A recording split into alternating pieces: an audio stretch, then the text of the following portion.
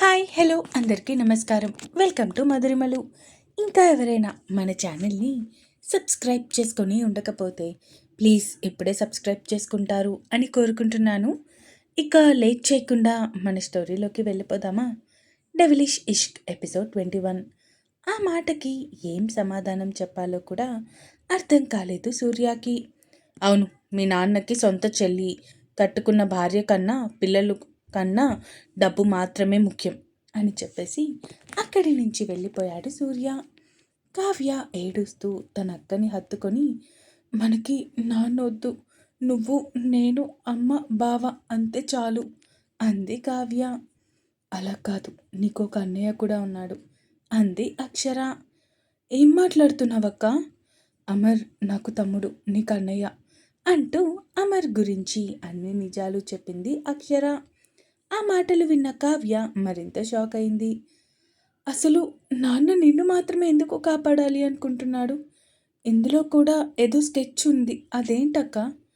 నాకు తెలీదురా, మనం బావని అడగాలి, తనకి తెలుసు అన్ని నిజాలు అంది అక్షర. అయితే పదక్క, మనం బావ దగ్గరికి వెళ్దాం అంది కావ్య. సరే పద అంటూ ఇద్దరు అక్కడి నుంచి సూర్య దగ్గరికి వెళ్ళారు. బావా, నాన్న ఎందుకు అక్కని మాత్రమే కాపాడాలి అనుకుంటున్నారు? ఖచ్చితంగా అక్క మీద ప్రేమతో అయితే కాదు, ఇంకేదో మ్యాటర్ ఉంది. ఏంటి బావా అది? అడిగింది కావ్య సూర్య వైపు చూస్తూ.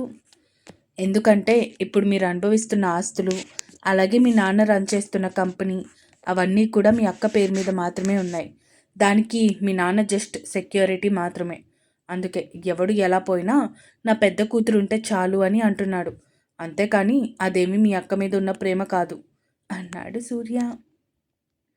ఆ మాటలు విన్న అక్షర షాక్ అయింది. అంటే మా నాన్నకి సొంత పిల్లల కంటే డబ్బు మాత్రమే ఎక్కువ బావా? అడిగింది అక్షర.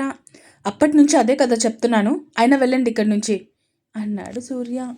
బావా సారీ బావా, నాకు తెలీదు కదా మా నాన్న ఇలాంటి వాడు అని, అందుకే కోపంలో నిన్ను మాటలు అనేశాను. సారీ బావా అంది అక్షర కంటి నిండా నీళ్లతో. ఏం అవసరం లేదు, మీ నాన్నని ఇంకా గుడ్డిగా నమ్ము అన్నాడు సూర్య. సారీ చెప్పాను కదా బావా, ఇంకా కోపం పోలేదా? నాకు కోపం అంత ఈజీగా పోదులే, ముందు వెళ్ళి ఆ అమర్ గాడితో మాట్లాడు, అసలు వాడి కండిషన్ ఏంటో చూడు అన్నాడు సూర్య అక్షరతో. సరే అంటూ చెల్లెల్ని తీసుకొని అమర్ దగ్గరికి వెళ్ళింది. గదిలో ఒంటరిగా కూర్చొని ఉన్నాడు అమర్. అమర్ అంటూ అమర్ దగ్గరికి వెళ్ళింది అక్షర. అక్క అన్నాడు అమర్ కంటి నిండా నీళ్లతో. ఫైనల్గా నాకు నిజంగానే తమ్ముడు దొరికేశాడు అంటూ చెప్పింది అక్షర అమర్ జుట్టు రబ్ చేస్తూ.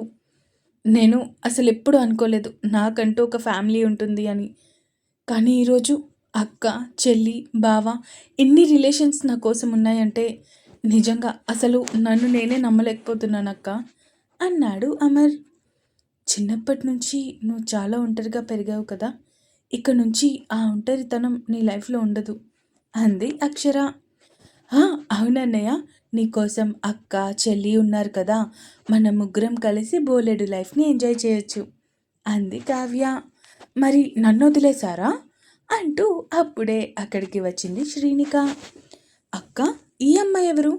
మీ బావకి చెల్లి అంది అక్షర. నాకు అర్థం కాలేదక్క.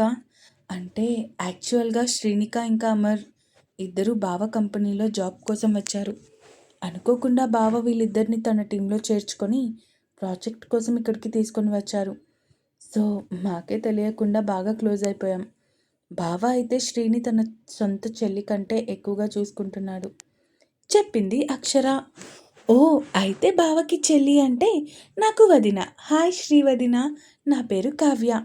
హాయ్ కావ్య అంటూ తనతో మాట్లాడుతూ ఉంది శ్రీనిక.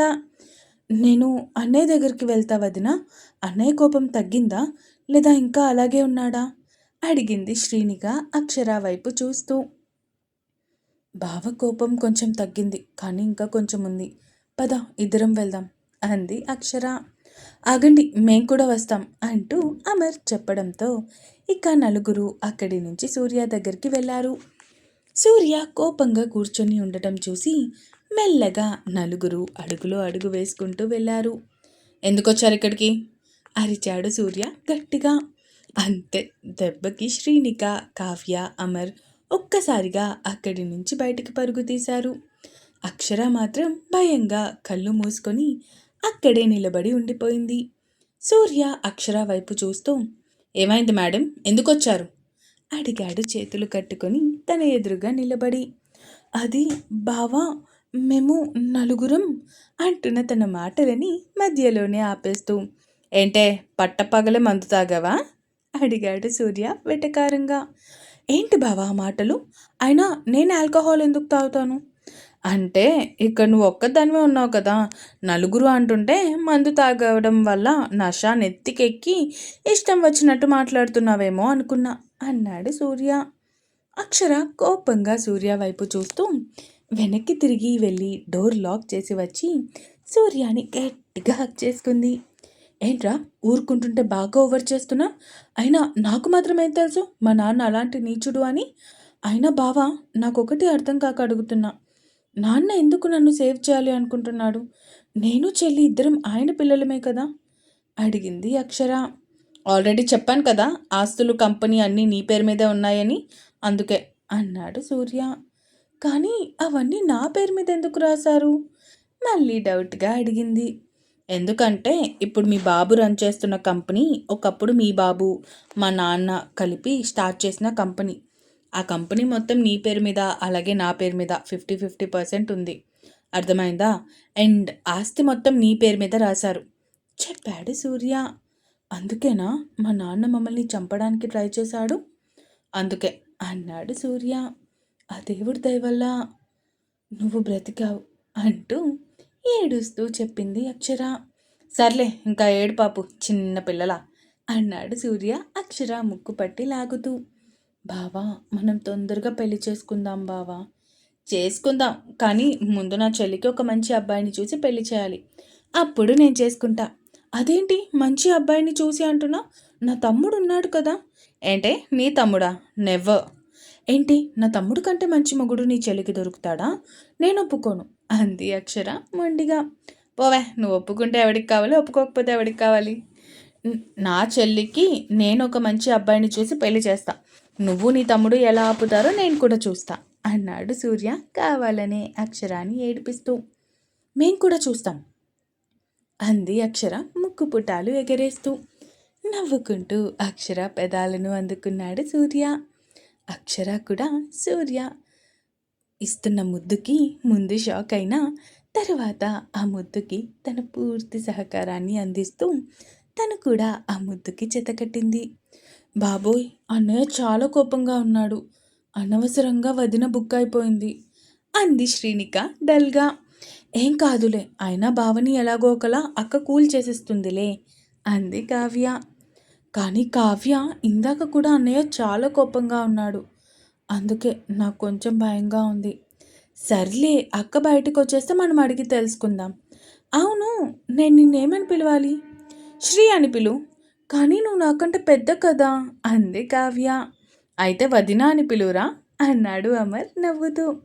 ఆ మాటకి కావ్య అనుమానంగా ఇద్దరి వైపు చూస్తే శ్రీనిక మాత్రం చంపేసేలా చూస్తుంది అమర్ వైపు. ఇంకా ఉంది.